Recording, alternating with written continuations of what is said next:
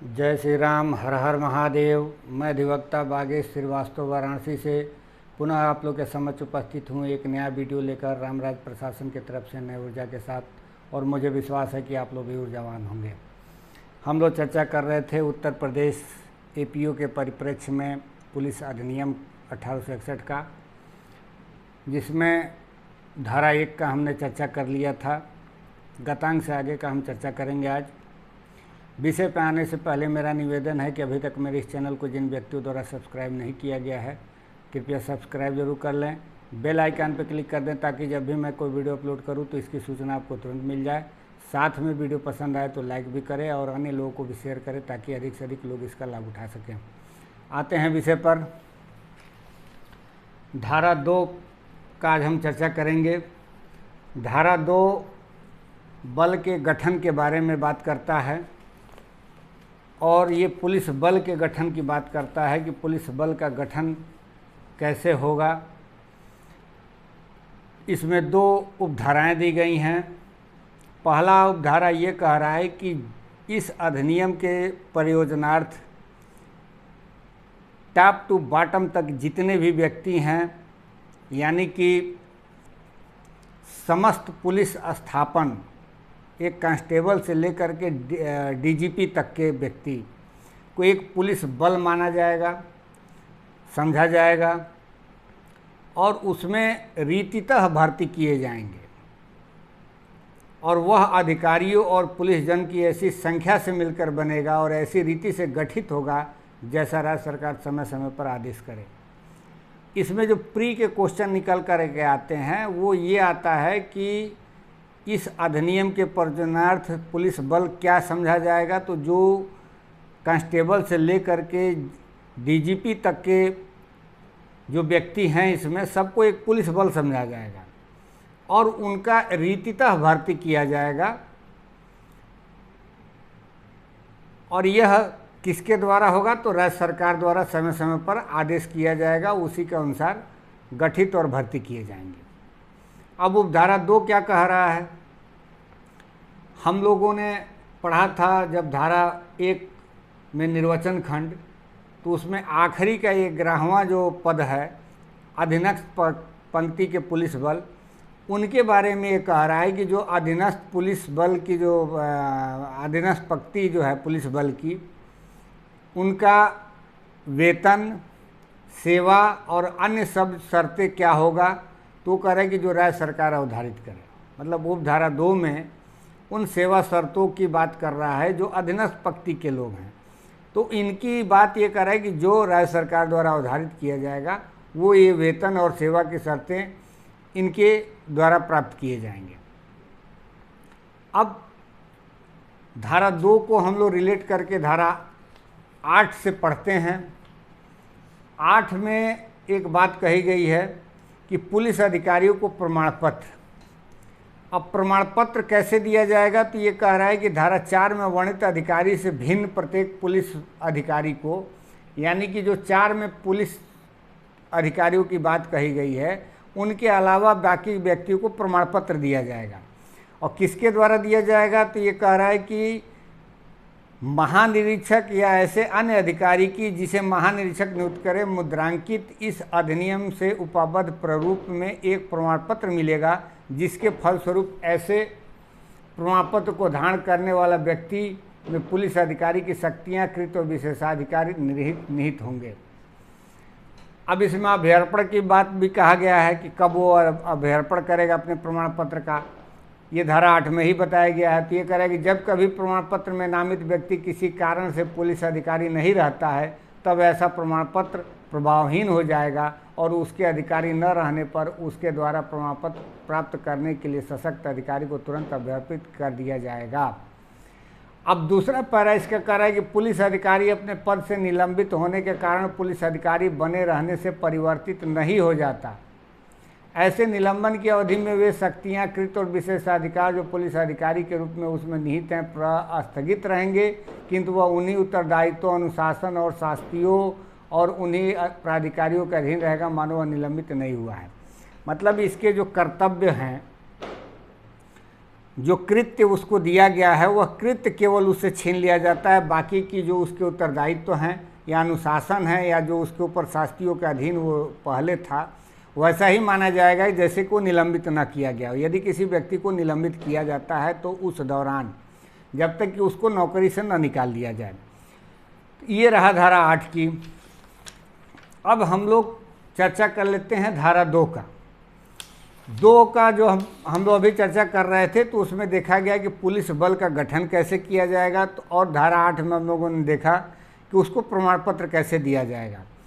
अब चूंकि धारा 2 में कांस्टेबल से लेकर के डीजीपी तक की बात कही गई है, लेकिन जो धारा 8 में प्रमाण पत्र की बात कहा गया है तो वो अधीनस्थ पंक्तियों की ही बात कही गई है। मतलब वहाँ जो अधीनस्थ पंक्तियों के ऊपर की श्रेणी वाले जितने भी लोग हैं उनकी बात धारा 8 नहीं करता, क्योंकि वहाँ सीधे कह रहा है कि धारा 4 में जो अधिकारी नियुक्त किए गए हैं उसके अलावा प्रमाण पत्र दिया जाएगा। बाकी की भी व्यवस्था दी गई है अन्य अधिकारियों के लिए भी, लेकिन स्पेशली धारा 8 जो है उन अधिकारियों की बात करता है जो कि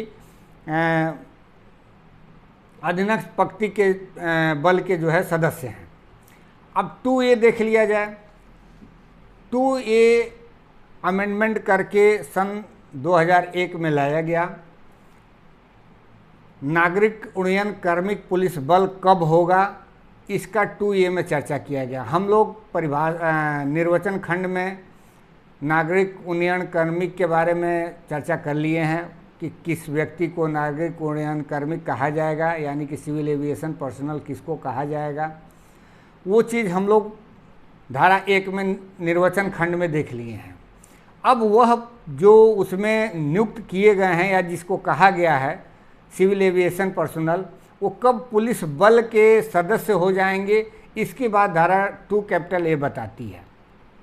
और इसी प्रकार से इनको प्रमाण पत्र की जहाँ तक बात है तो वो धारा 8A में बताया गया है। जैसे कि धारा 8 में हम लोगों ने अभी पढ़ा है उसी तरीके से धारा 8A में भी बताया गया है कि कैसे उनको प्रमाण पत्र दिया जाएगा और वो किसके अधीन कार्य करेंगे।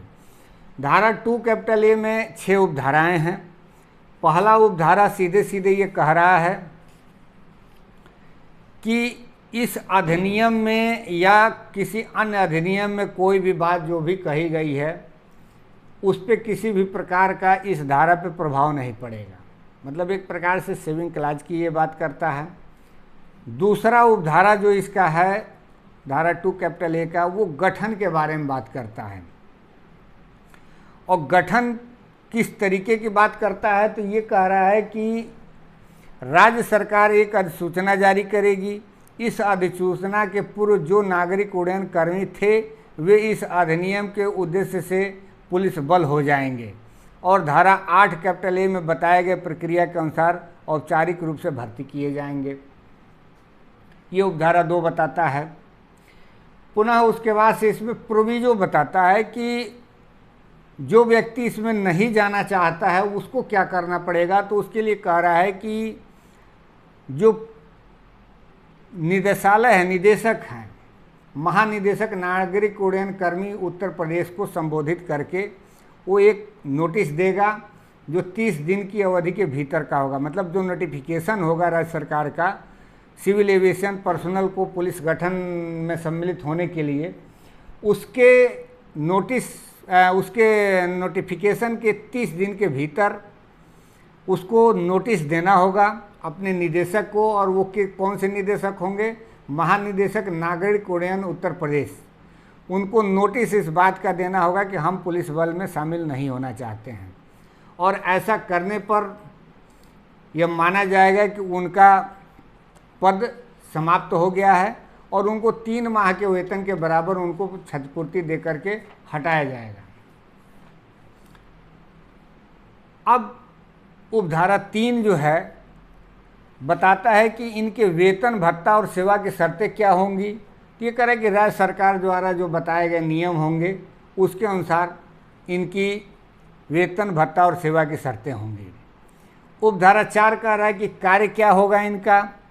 तो पहले तो यही कह रहा है कि लखनऊ हवाई अड्डे का अनुरक्षण करना होगा और राज्य सरकार की या उसके द्वारा किराए पर लिए गए वायुयान का भी अनुरक्षण करना पड़ेगा। मतलब कोई ज़रूरी नहीं है कि केवल लखनऊ तक ही ये सीमित रहेंगे, लखनऊ के अलावा भी यदि किसी प्रकार का राज्य सरकार द्वारा या उसके द्वारा किराए पर कोई वायुयान लिया जाता है तो उसका ये अनुरक्षण करेंगे। और इसमें जो धारा 4 है वो ये कह रहा है कि नागरिक उड्डयन कार्मिक राज्य सरकार की या उसके द्वारा किराए पर लिए गए वायुयान के अनुरक्षण लखनऊ के हवाई अड्डे की या राज्य सरकार के सामान्य या विशेष आदेश द्वारा निर्दिष्ट किसी अन्य हवाई अड्डे की सुरक्षा से संबंधित ऐसे कर्तव्यों का, जैसे कि राज्य सरकार के सामान्य और विशेष आदेश द्वारा समय समय पर निर्दिष्ट किए जाएं और उनसे संबंधित या आनुषंगिक अन्य कर्तव्यों का निर्वहन करेगा। मतलब ये हुआ कि पहला तो लखनऊ हवाई अड्डा हो गया, या उसके अलावा राज्य सरकार विशेष या साधारण कोई आदेश जारी करता है तो अन्य हवाई अड्डे का भी अनुरक्षण और देखभाल इनके जिम्मे रहेंगे। अब जो धारा 5 है इसका ये विशेषाधिकार की बात करता है कि इनको क्या विशेषाधिकार होगा, तो कह रहा है कि राज्य सरकार सामान्य विशेष आदेश द्वारा जो भी निर्दिष्ट किए जाएं वो इनके विशेषाधिकार होंगे। और उपधारा 6 जो है इनके प्रशासन की बात करता है और ये कह रहा है कि नागरिक उड्डयन कार्मिकों का प्रशासन जो होगा महानिदेशक नागरिक उड्डयन कार्मिक में निहित होगा। मतलब जो महानिदेशक होंगे इनके, उनके एक प्रकार से जो कुछ भी डायरेक्शन होगा उन्हीं के अनुरूप ये कार्य करेंगे। अब उपधारा 6 देख लीजिए, कह रहा है कि नागरिक उड्डयन कार्मिकों का प्रशासन महानिदेशक नागरिक उड्डयन उत्तर प्रदेश में निहित होगा, जिसकी सहायता अपर निदेशक प्रशासन नागरिक उड्डयन उत्तर प्रदेश और ऐसे अन्य अधिकारियों और कर्मचारियों द्वारा की जाएगी जिन्हें राज्य सरकार द्वारा समय समय पर निर्दिष्ट किया जाए। तो इस प्रकार से ये इसमें 6 उपधाराएँ हैं। एक प्रकार से अलग इस उपधारा को मतलब एक प्रकार से इस धारा को अलग रखा गया है सन 2001 में, और ये स्पेशली सिविल एविएशन के ही पर्पस से ये रखा गया है। इनसे संबंधित धारा 8 कैपिटल ए है, उसमें बताया गया है कि किस तरीके से इनको प्रमाण पत्र दिया जाएगा। तो ये कह रहे हैं कि धारा 8 कैपिटल ए में कि प्रत्येक नागरिक उड्डयन कार्मिक को जो इस अधिनियम के आधार पर पुलिस बल का सदस्य हुआ है, पुलिस उत्तर प्रदेश संशोधन अधिनियम 2001 के प्रारंभ पर और ऐसे प्रारंभ के पश्चात ऐसे सदस्य के रूप में नियुक्त किए गए प्रत्येक कार्मिक को उसकी नियुक्ति पर महानिदेशक नागरिक उड्डयन उत्तर प्रदेश या ऐसे अन्य अधिकारी जैसे कि राज्य सरकार द्वारा इस नियमित करे कि मुद्रांकित नीचे दिए गए प्रारूप पर एक प्रमाण पत्र मिलेगा। मतलब इसमें 2 अथॉरिटी की बात कही गई है। एक महानिदेशक सिविल एविएशन की बात कहा गया है कि या तो उसके द्वारा या राज्य सरकार द्वारा किसी व्यक्ति को नामित किया जाएगा, उनके द्वारा मुद्रांकित जो नीचे इसमें प्रारूप दिए गए हैं उसमें प्रमाण पत्र दिया जाएगा सिविल एविएशन पुलिस बल को, जो 2001 के नोटिफिकेशन के पश्चात भर्ती किए गए हैं या उसके पूर्व भर्ती किए गए हैं। अब इसके बाद से आता है धारा 3 कह रहा है कि राज्य सरकार में अधीक्षण निहित होना। इसमें जो बातें कही गई हैं, कह रहा है कि साधारण पुलिस जिले में सर्वत्र पुलिस का अधीक्षण। अब देखिए जो साधारण पुलिस जिला का जो हम लोगों ने निर्वाचन खंड में देखा था उसमें प्रेसिडेंसी भी आता है, राज्य भी आता है, स्थान भी आता है, या कोई राज्य का या प्रेसिडेंसी का कोई स्थान भी आता है, जैसा भी राज्य सरकार नोटिफिकेशन में जारी करेंगे। तो ये कह रहा है कि साधारण पुलिस जिले में सर्वस्व पुलिस का अधीक्षण उस राज्य सरकार में जिसके अधीन ऐसा जिला हो निहित होगा और उसके द्वारा प्रयोग किया जाएगा, और इस अधिनियम के उपबंधों के अधीन जैसा प्राधिकृत हो उसके सिवाय कोई व्यक्ति, अधिकारी या न्यायालय राज्य सरकार द्वारा किसी पुलिस कर्मचारी को अतिष्ठित या नियंत्रित करने के लिए सशक्त नहीं किया जाएगा। मतलब जो भी अधीक्षण का कार्य होगा वो राज्य सरकार में निहित होगा। अब चौथा जो धारा इसका है ये कह रहा है पुलिस महानिरीक्षक आदि की बात कर रहा है। यहाँ भी ये कह रहा है कि साधारण पुलिस जिले में सर्वस्त्र पुलिस का प्रशासन एक अधिकारी में जो पुलिस महानिरीक्षक कहलाएगा, ऐसे उप महानिरीक्षक और सहायक महानिरीक्षक में जिन्हें राज्य सरकार ठीक समझे निहित होगा। मतलब अब ये प्रशासन की जहाँ तक बात है तो वो अधीक्षण तो राज्य सरकार में निहित हो गया, प्रशासन कार्य कि पुलिस महानिरीक्षक में निहित होगा।